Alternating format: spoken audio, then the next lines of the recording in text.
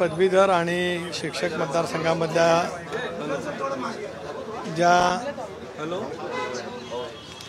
4 जागा जाहीर झालेल्या आहेत, राष्ट्रवादी काँग्रेस पक्षाकडे मुंबई शिक्षक मतदारसंघातून शिवाजीराव दानावडे यांना उमेदवारी मिळावी अशा पैसा त्यांनी अर्ज केला होता।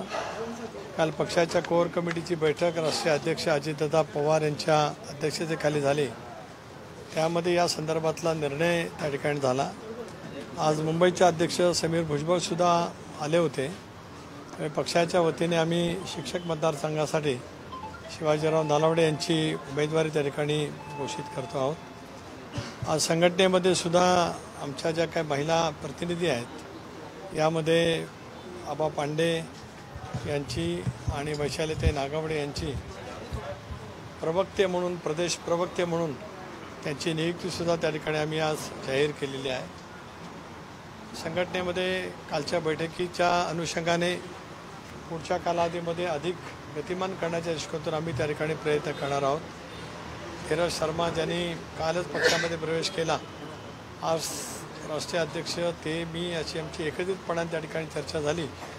म्हणून प्रफुल्लबाईंच्या समवेत चर्चा करून सुद्धा राष्ट्रीय पातळीवरती ज्या काही नियुक्त्या करायच्या आहेत त्या संदर्भातला निर्णयसुद्धा येत्या 3-4 दिवसामध्ये आम्ही त्या ठिकाणी घेणार आहोत। एकंदरीत एका बाजूला संघटनेचं काम, एकच लक्ष विधानसभा क्षेत्र हे लक्षामध्ये ठेवून पुढच्या कालावधीमध्ये संघटनात्मक दृष्टिकोनातून करावायचे एकंदरीत सुधारणा।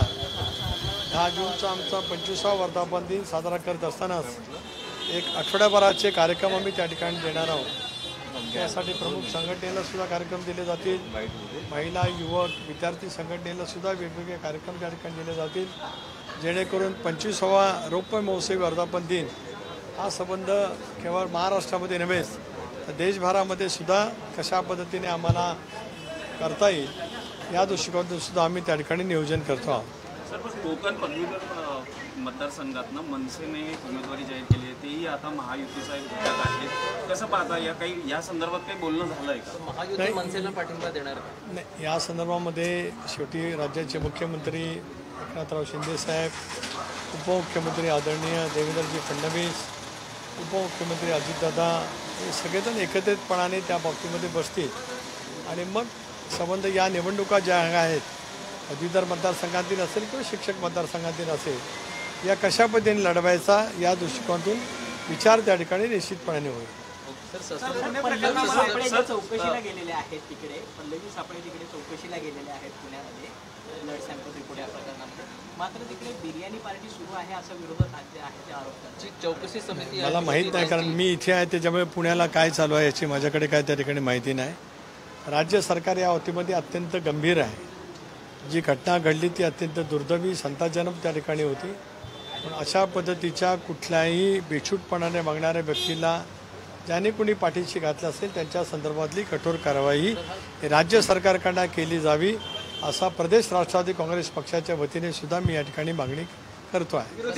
लोकसभा निवडणुकीत जो घोळ झालेला होता, मी म्हटलं मला ज्या प्रकरणाची माहितीच नाही, ज्या ठिकाणी अशा पद्धतीची घटना घडली त्या ठिकाणी असं जर काही कोण चुकीचं वागत असेल त्याही गोष्टीची चौकशी करा अशी माझी मागणी राहील। सर, महायुतीमध्ये लोकसभेच्या निवडणुकीत जसा आहे तर फॉर्म्युला ठरत नव्हता, शेवटच्या दिवसापर्यंत तर उमेदवार दिले जात नव्हते, तोच घोळ हा पदवीधर आणि शिक्षक लोकसभा विधान परिषदेच्या निवडणुकांमध्ये महायुतीत हा सर्व गोंधळ सुरू आहे का? बिलकुल काही गोंधळ सुरू नाही, काही संभ्रम कोणाच्या मनामध्ये असण्याचं काही कारण नाही। काल परवाच आम्ही सगळेजण लोकसभेच्या निवडणुकीच्यातून मोकळे झालेले आहोत। आज राज्याच्या मुख्यमंत्री महोदयांनी प्री मान्सूनची बैठक त्या ठिकाणी बोलवलेली होती, जेणेकरून या संबंध खरीपाच्या पिकाच्या पार्श्वभूमीवरती खतं, बियाणं, एकंदरीत पाण्याची टंचाई या विषयावरती त्या ठिकाणी चर्चा झाली। हा विषय राजकीय आहे, जरूर तो तातडीचा आहे, त्यालाही सुद्धा काही कालावधीमध्ये आहे।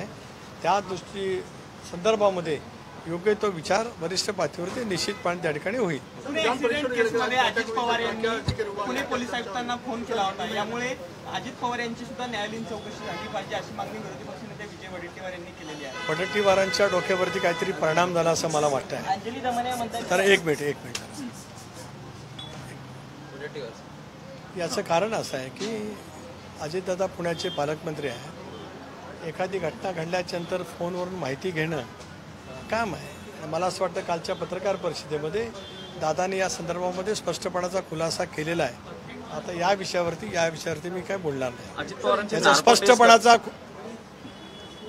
अंजली दमाने म्हणतात की अजित पवारांची तर या संदर्भात प्रकरणामध्ये नार्को टेस्ट झाली पाहिजे. एक असं आहे की ज्या पद्धतीने एकंदरीत मला जाणवतं आहे, मी पुण्याचा प्रसंग घडल्याच्या नंतर जी घटना घडली त्याच्यानंतर सातत्याने त्या विषयावरती अत्यंत गांभीर्याने विषय त्या ठिकाणी मांडलेला आहे. मला असं अलीकडच्या कालावधीमध्ये असं वाटायला लागलेलं आहे की अजितदादांच्या नेतृत्वाला राज्यातील जनतेच्या खंडात जो उत्स्फूर्तपणाचा प्रतिसाद मिळतो आहे, त्याच्यामुळे निवडणुका नजरेसमोर पुन्हा एकदा ठेवत दादांना या ना त्या पद्धतीने त्यांची प्रतिमा मलिन करण्याचा जाणीवपूर्वक प्रयत्न करण्याचा कट काही स्तरावरती सुरू आहे की का, अशा गोष्टीची शंका आता त्या ठिकाणी निर्माण होते.